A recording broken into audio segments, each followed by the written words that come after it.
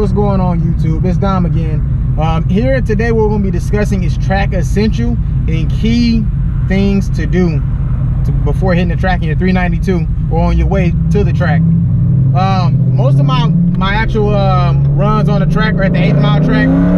I usually try to hit the 8-mile track so I can get ready for the quarter-mile track. At the 8-mile track out here in Houston, you can get a lot more runs in, and I mean you can do something like you can run the car over and over and over and over again. To whereas whenever you go to Baytown or Royal Purple out here, I mean there's only so many runs you can get in and really work on your craft at the track.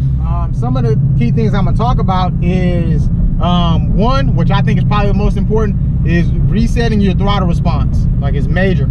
Another thing is actually doing the fuse pull, which another thing is major. The reason why these two things are major is because from you daily driving your car, just driving it in general, of course the computer automatically starts to memorize how you drive and what you do. So it's cutting fuel, it's cutting down like the response that you're getting from actually pressing the pedal. Like a lot of common sense things, it's cutting down a lot to, I guess, kind of give you more efficiency out of the car when it comes to saving gas and not being so throttle happy. But all these things are very, very key to making sure that you can pull the best times, whether you're at the track or you just going out on the street and having a good time out in Mexico.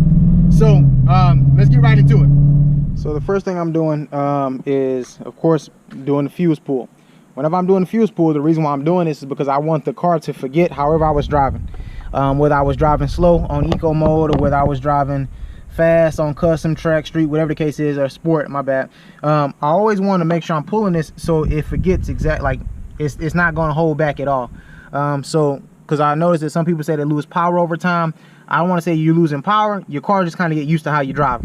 So of course you can see it's already out. So I'm just leaving that out. I usually leave it out indefinitely. Some people say leaving out 30 seconds, 10, 15 seconds, or 10, 15 minutes or whatever.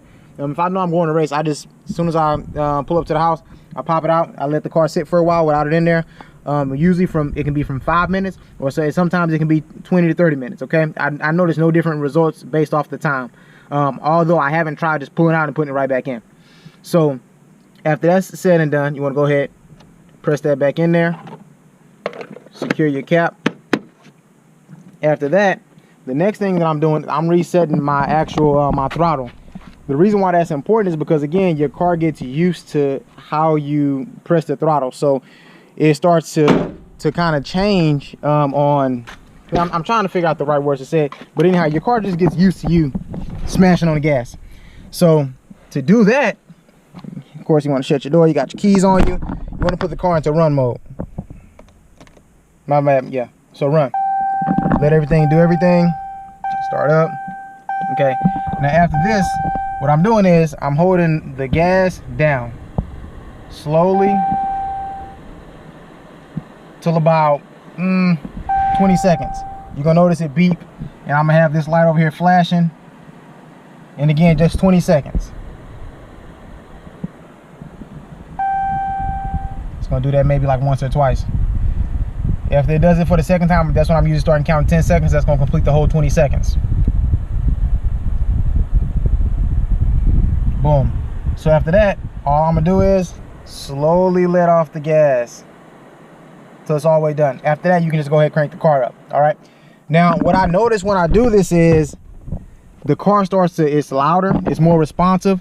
And I know some people say, oh, this stuff, it might not make a difference, it might not make a change. Ultimately, it does make a change. Excuse the floor. The reason why it does make a change is because if you're hearing more towards the exhaust and just more whenever you press it, that means that there's more airflow some way, somehow getting through there. And that's what I contribute to the throttle body being reset. The next thing I'm doing is I'm letting pressure out of my tires from, I believe it's supposed to be like 34.